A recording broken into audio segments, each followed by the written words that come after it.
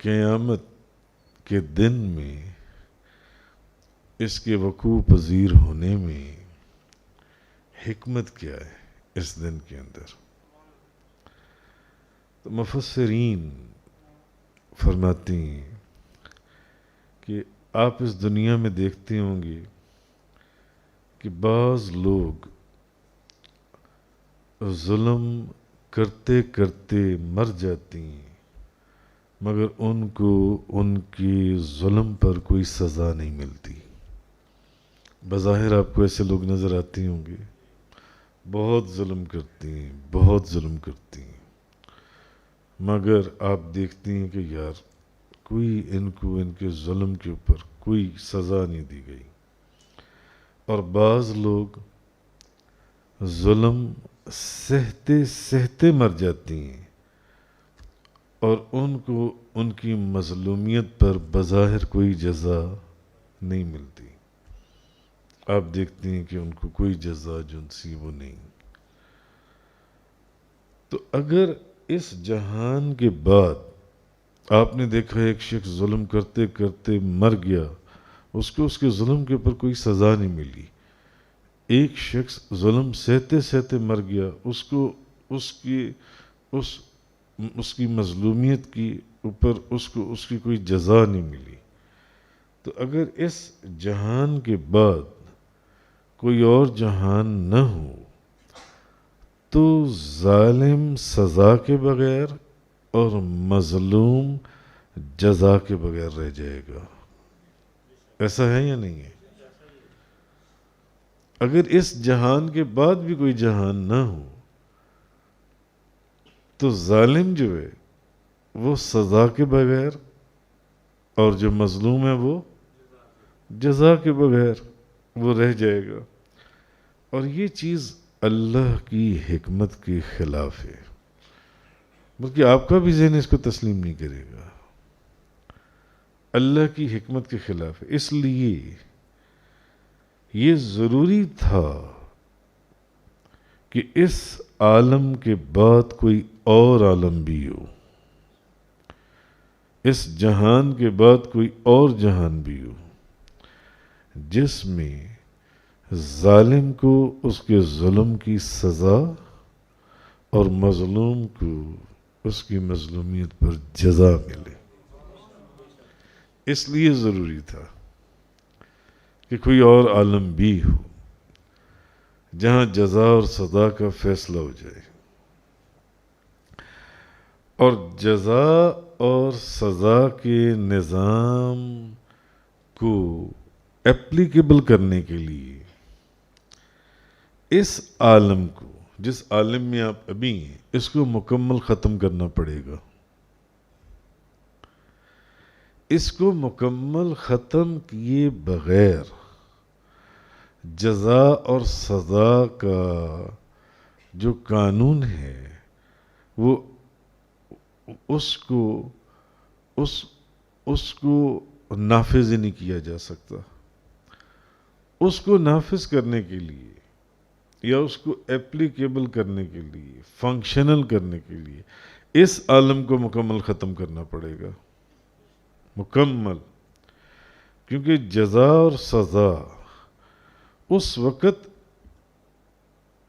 صحیح ایکوریٹ جاری ہوگی جب یہاں پر بندوں کے اعمال مکمل ہو جائیں یا ختم ہو جائیں.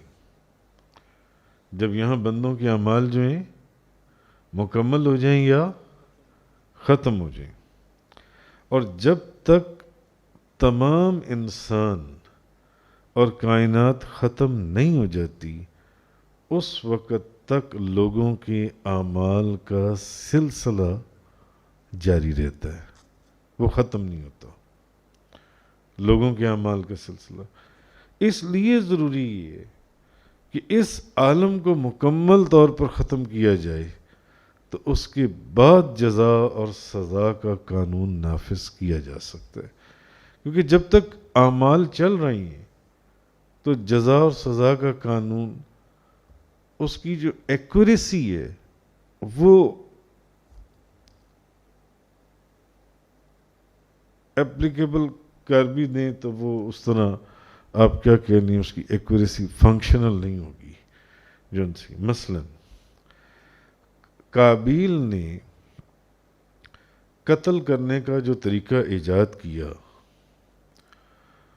اب اس کے بعد یہ مثال سمجھانے کے لیے دی جا رہی ہے، اس کے بعد جتنے بھی قتل ہوں گے وہ سب ان قتل کے جرم سے، جتنے بھی قابیل کے بعد قتل ہوں گے، جتنے بھی قتل، وہ سب جس نے قتل کیا ہے اس کے تو نامہ اعمال میں وہ جائے گا ہی جائے گا اس کا گناہ، لیکن اس کا گناہ قابیل کے بھی نامہ اعمال میں جائے گا. ایسا ہے یا نہیں ہے؟ قابیل کے نامہ اعمال میں بھی اس کا گناہ لکھا جاتا رہے گا. اس لیے جب تک سلسلہ قتل کا مکمل ختم نہیں ہو جاتا، قابیل کا نامہ اعمال مکمل ہو سکتا ہے یا نہیں ہو سکتا؟ نہیں ہو سکتا.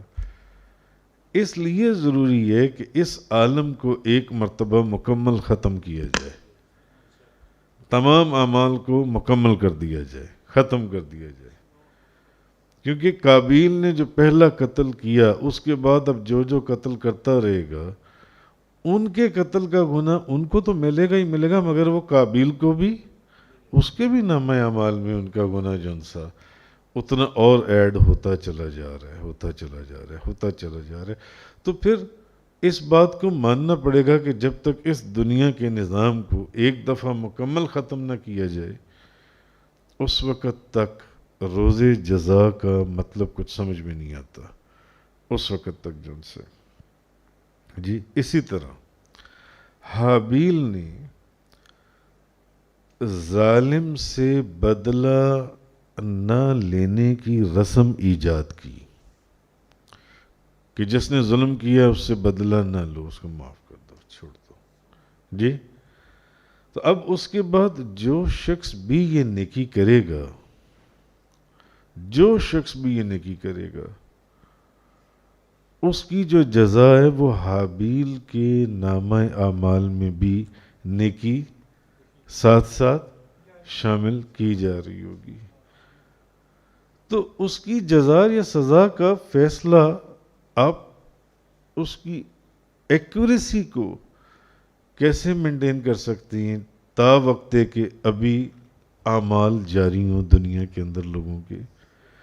تو جو بندہ جو قتل کرتا رہے گا وہ قابیل کے نامہ اعمال میں، اور جو یہ نیکی کرتا رہے گا ظالم کے ظلم کے اوپر اس کو معاف کر دینا، حابیل کے نامہ اعمال میں یہ لکھا جاتا رہے گا. تو جب تک یہ سلسلہ چل رہا ہے اس وقت روز جزا جو ہے اس کا فیصلہ جو ان سے وہ نہیں کیا جا سکتا.